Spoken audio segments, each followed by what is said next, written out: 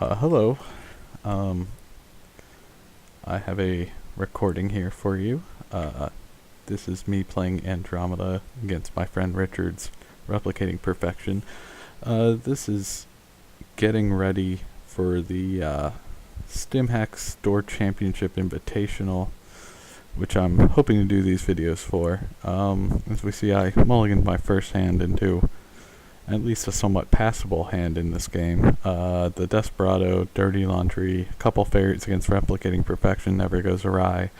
The Data Suckers are helpful. Ghost Runners aren't terrible, I'd prefer them, to be a short gamble or something, but can't have too much to complain about this opening hand.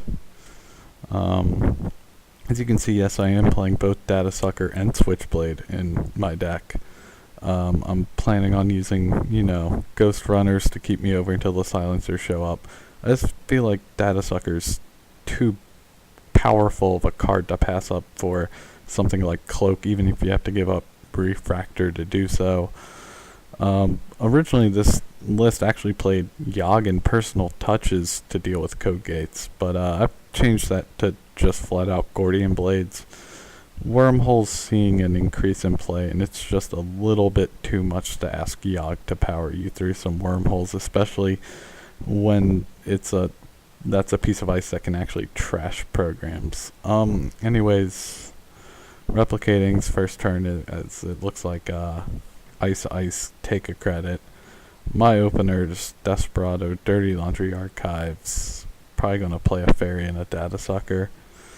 Prefer to play the Data Sucker first, but there's not anything in particular I'd like to ditch here. And maybe I could have clicked for a credit, played Data Sucker, Dirty Laundry to Archive, pitched the second Ghost Runner.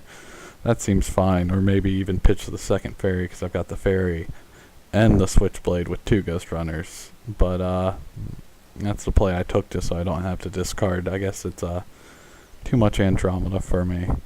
Anyways, he's going to go ahead and play a hedge fund, ice up Archives, get those centrals iced up as Replicating Perfection. That's a pretty big ordeal.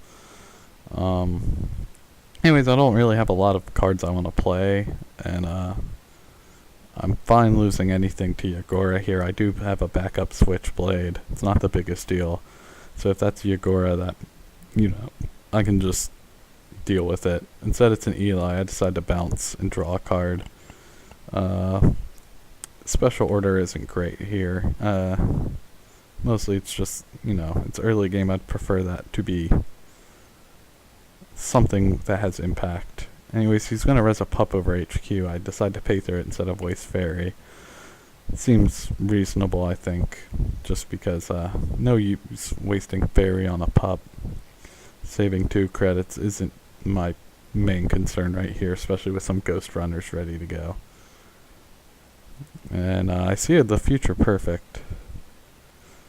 I think I bid 0 here. That would make sense. I don't like, spending money, especially with no econ in my hand ready to go.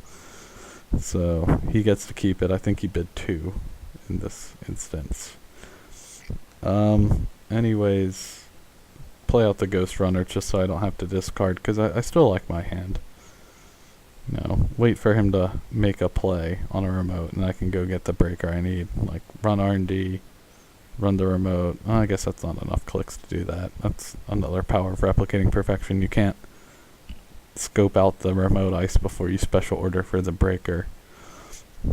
Anyways, he's going to go ahead and Jackson up this turn. Maybe the future perfect wasn't the only agenda in his HQ.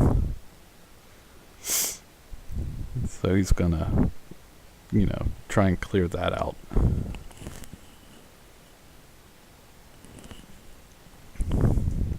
Anyways, I'm looking at my next turn. I'm gonna look to draw something at this point, I guess. There's not a whole lot going on right now. It's kind of hard for me to pressure him with my hand, considering he's 1 ice on res and it's kind of protecting Archives, which isn't really a valuable central at this point. I mean, it would be nice to get in there, see what he Jacksoned out, but you can just remove the Jackson, so not too big of a deal.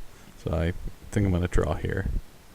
and I draw a second special order. So at least now I have my full breaker suite ready to go at any given time, minus the cost of clicks and whatnot. Contemplating playing the second data sucker, which isn't bad. I have Desperado. I won't run into any memory issues. So yeah, I'll do that. Check out his archives, force him to use Jackson, get some more data sucker counters, hopefully. Unless it's something like an Enigma, which is a fine central ice with replicating if they're not playing Yogg. Which in this deck I'm not, and I'm sad about it. Instead he reses Excalibur, which is an interesting to res when I'm on my, I think this is my 4th click, it might be my 3rd. But even then, I'm not planning on making any more runs this turn anyway, so it's not too big of a deal to run into Excalibur. He's going to go ahead and use Jackson, I presume, to get cards back.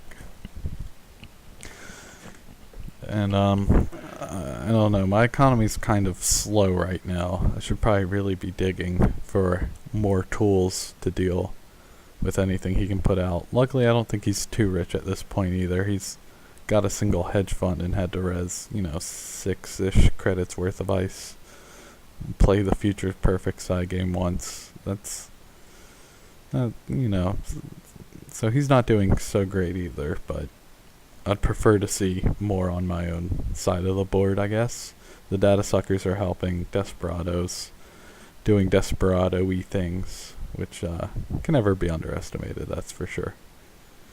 And it looks like I'm just going to go ahead and play out the second Ghost Runner. I don't really like that play. I think instead I draw a card and pitch to the second fairy. That makes sense. I've got the Switchblade. I've got the Ghost Runners to power through. This Dirty Laundry, I'll probably, think I Dirty Laundry R&D and just click through Eli. Seems like a fair trade. 3 clicks for, 4 credits and get to see a card. That's not the worst thing in the world, considering I have 2 data suckers going. So, never a horrible play. Although I'd really like to, see any way to multi-access at this point. Because right now it's just seeing one card at a time, which, against replicating perfection, they can just keep taxing you. I mean, Eli won't point out what a great piece of ice. Even with my rig now, it's not terrible just to be able to spend 1 credit, I guess. I get the 2 data suckers back, I get the Desperado back. He's about to Celebrity Gift and show me his hand. And we'll get to see what kind of nice surprises he has.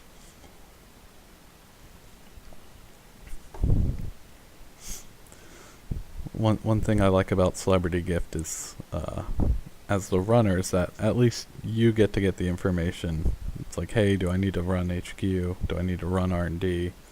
Like, are you just completely dry on agendas? If so, I get to hit R&D.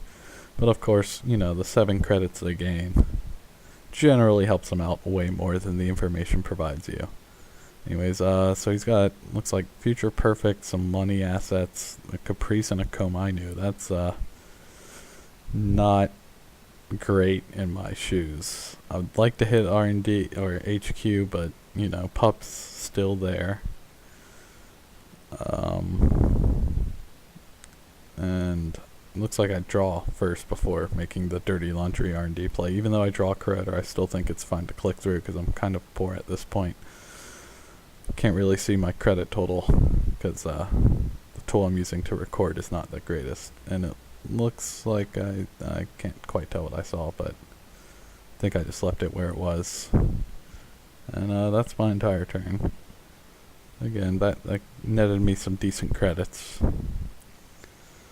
So next turn I can get the Corroder out and just, see R&D for 1 credit and a click.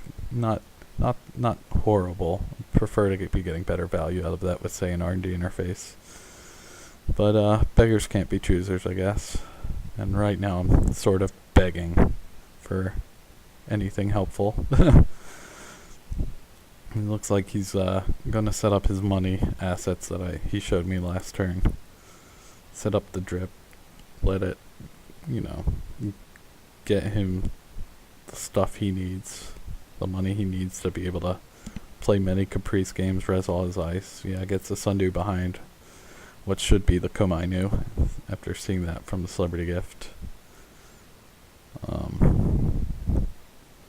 As I'm trying to count out clicks to see, can I still play Corroder, get over and trash, all of his assets?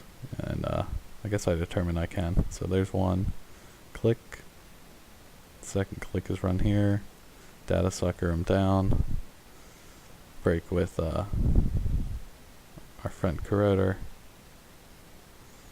And get to see a card. And of course, all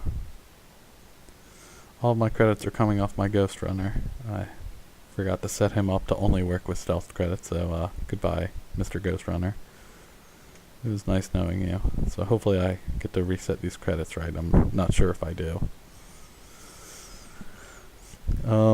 Anyways, my next plan is to go trash Sundew. I forgot in the game that he had showed me Komainu, and so I was just like, I've got 2 of the 3 breakers. I don't think he's got a code gate protecting Sundew here.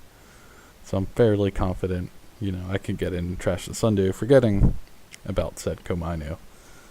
So, of course, it's not a big problem. I have the fairy. That's exactly what fairy's for. And all the money from his celebrity gift is basically gone once he reses Komainu, which he does here. And, I have to fairy that. Can't, lose what's in my hand at this point. Switchblade's going to be a big help against Komainu with, just a data sucker and a single stealth credit. That's beautiful compared to virtually any other killer against Komainu. So yeah, I tell him to trash Sundew by paying 2 credits, because again, Ghost Runner's not set up right for me at this point. I'll have that hopefully figured out by the tournament. I know I've seen something somewhere that lets me do it. So hopefully he gets that off the board. I cannot let him have Sundew. That's one of the cardinal sins against RP. They get a Sundew running and you can't trash it, you're in for a very rough time. So I guess we're talking about trashing the Sundew. So there it goes. Okay. Yeah, I'm looking for the setting, but I can't find it. Not right now. Like I said, hopefully I'll have it by the time the invitational rolls around. Looks like I'll just go ahead and draw, because I see I can trash the mental health, but again, I'll be going broke to do so. And I would prefer, it's like, if you draw a short gamble, you want to be able to play it. You don't want to have to click for a bunch of credits, and that's why I'm just going to let him have a couple credits off the mental health. It's not ideal for me, but again, we're both poor. I need to find some way to get my economy going. I have no permanent solutions right now. No KD, no security testing. I'm just a poor broke runner, which Andromeda should not be. So he's gonna keep protecting his R&D. He realizes I can get in for basically a credit. Doesn't want me seeing his R&D that quickly. Even though, there aren't too many agendas I want to hit at this point. And he's got the Caprice in hand. So that's not ideal, there aren't a lot of cards in R&D where I'm going to be happy to hit them. Oh, there it is, security testing. I insta-snap that down. I think I just take a couple credits, because, I mean, Archives is free to run if it's my last run of the turn. So that's a thing of beauty right now for me to see. It's 3 credits a turn, just by foregoing the capability to run. And here I was hoping to slap down Switchblade and get some pot shots at HQ, but of course, Enhanced Login comes out, and that just ruins my day. Do not like having to spend double click to get your security testing money. It's just not a whole lot of fun. Anyways, I do pop Switchblade, double click to run HQ like a peasant. Go ahead and use a Ghost Runner credit just because I still want to keep my real credits high, and I still have the second Ghost Runner and now a silencer in hand. So I'm not feeling like my stealth credits are getting taxed too highly. And who knows, maybe I can snipe an agenda and get rid of ELP, but that doesn't happen. Damn swordsman that I saw out of R&D. Now I remember seeing that swordsman on numerous occasions, and for my last click, of course, go hit archives, get my 3 credits. No reason not to do that. Unless I think he's literally loaded in HQ with only Mises, but it's apparently not. Otherwise, I probably would have hit it instead of the swordsman. Also, I must say, swordsman's not great against my deck. No AI breakers for me. I just, you know, I can make the determination whether it's worth breaking swordsman with switchblade. Generally, it's not. It really depends on my hand. But like, if I ran into swordsman right now, I'd probably just let it fire. It's most likely he's going to hit special order or Ghost Runner. Anyways, here he goes, looking to try and make a score. That's not what I want to see. That's probably an Issei back there. And Nisei, if he scores that with an ELP out, with that mental health clinic that I just don't have the time to trash at the current point in time, it's going to be a long way back for me. So I figure, you know, go take some pot shots at HQ. I decide to pay through Pup. This gives me 2 shots at his remote with the 2 Ghost Runner credits I currently have, and oh, look at that! It's a nice little Nisei that gets rid of his ELP. Of course, I've already had to pay its tax this turn, but again, I still have 2 shots at this card, which I would presume is a Nisei as well. Otherwise, why is he trying to score an NAPD when he has Nisei in hand? Unless he's trying to just tax me. He was hoping I wouldn't get the Nisei and instead steal an NAPD. But even then, I can get back in so cheaply next turn into that remote. So he would probably need like 2 Caprices ready to go. Even then, you're playing RP. You expect not to lose Nisei games. Anyways, I'm going to bid 1. I know he bid 2 earlier. I don't think he's going to bid 0. That's something takes a lot of balls for Corpse to do. And instead, he bids 1 as well. So I get to access, and indeed it is an NAPD. So I guess he is just trying to tax me out.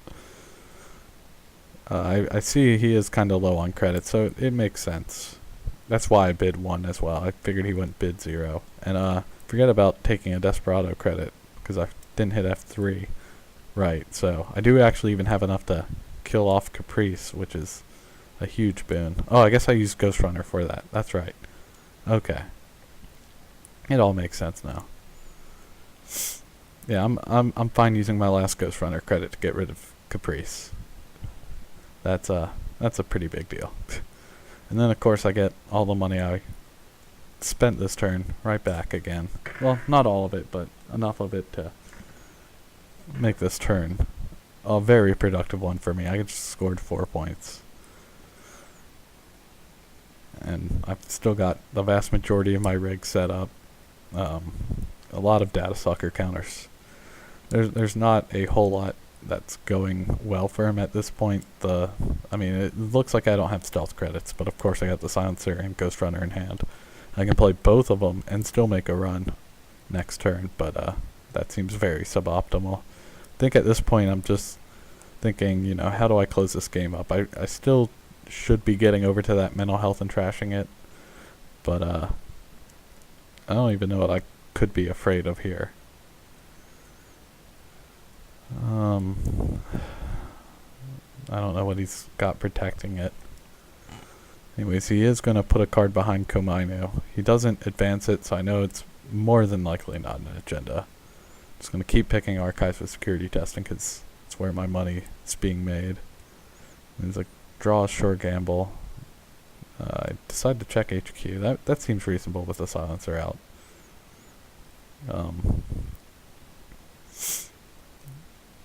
Yeah.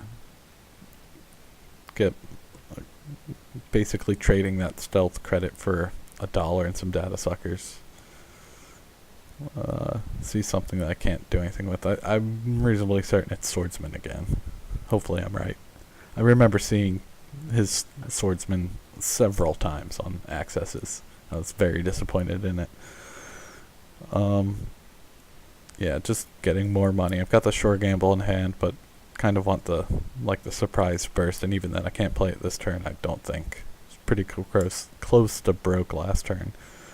And yeah, basically it's like I get to keep threatening HQ here.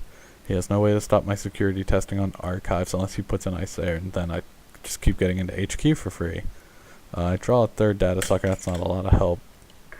Dirty laundry here, just I decide to go ahead and burst up in credits.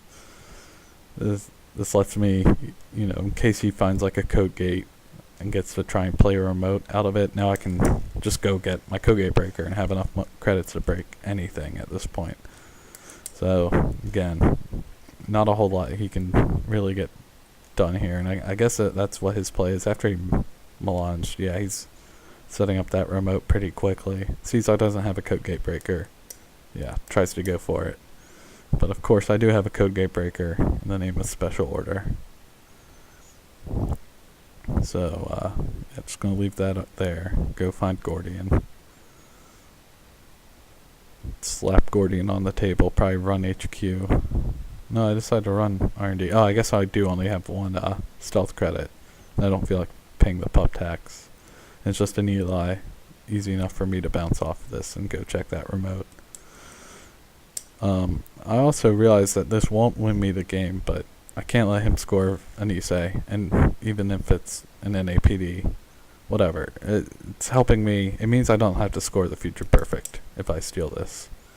And that is a very nice thing to see. It's just, you know, when you can only score 2 points, the 2-pointers against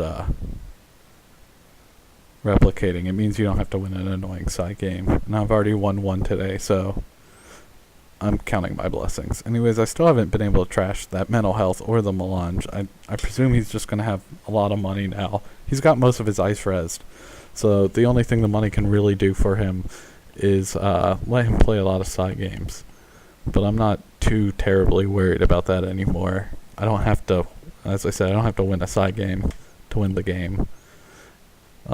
He's going to ice up archives, which is interesting, considering I can get into HQ for free with my security testing run, thanks to the power of Switchblade. But I think, yeah, I think I did put it on HQ. And he was still drawing, because now I think hitting R&D is good. The problem being R&D is pretty expensive with the double Eli.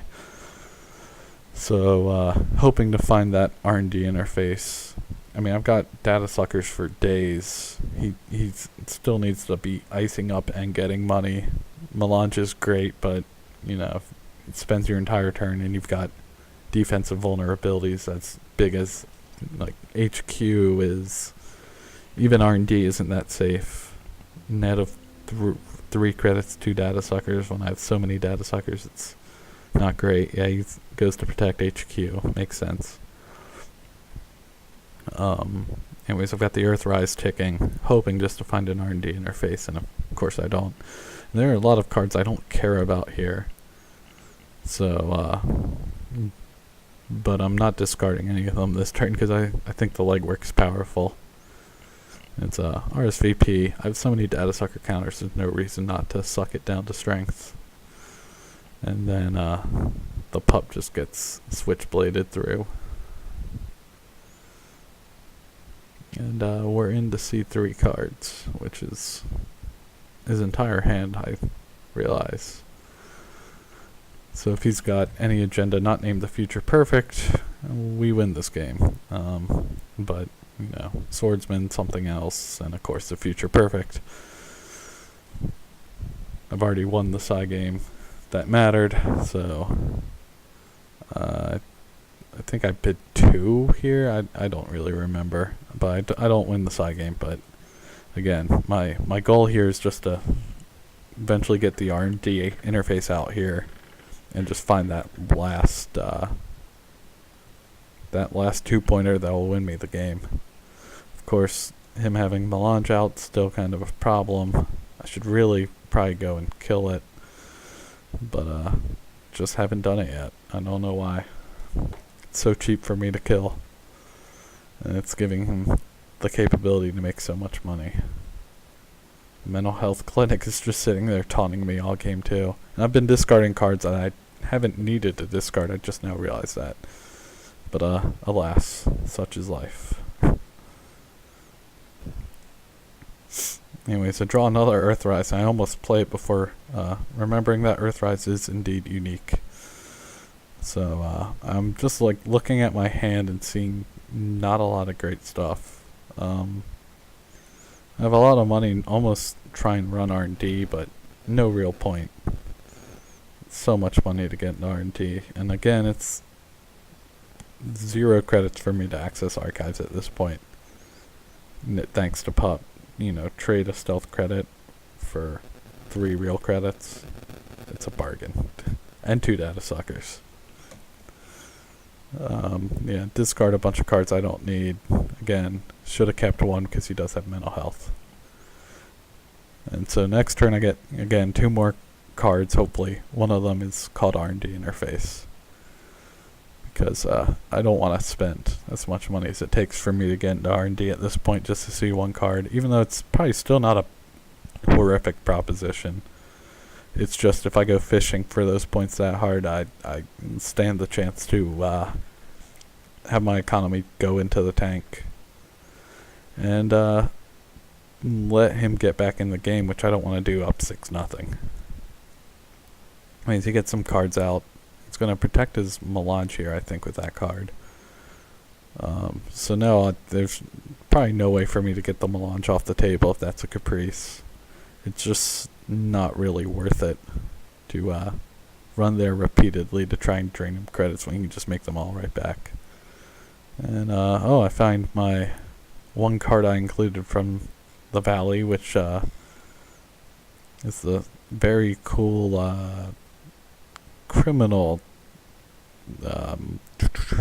genetics, which lets me the first time I make a successful run, see a card out of HQ, which right now I feel like I know most of his HQ, so it's not that great of a card, but first time ever drawing it, I decide to play it, see how it works on Octagon, whatnot.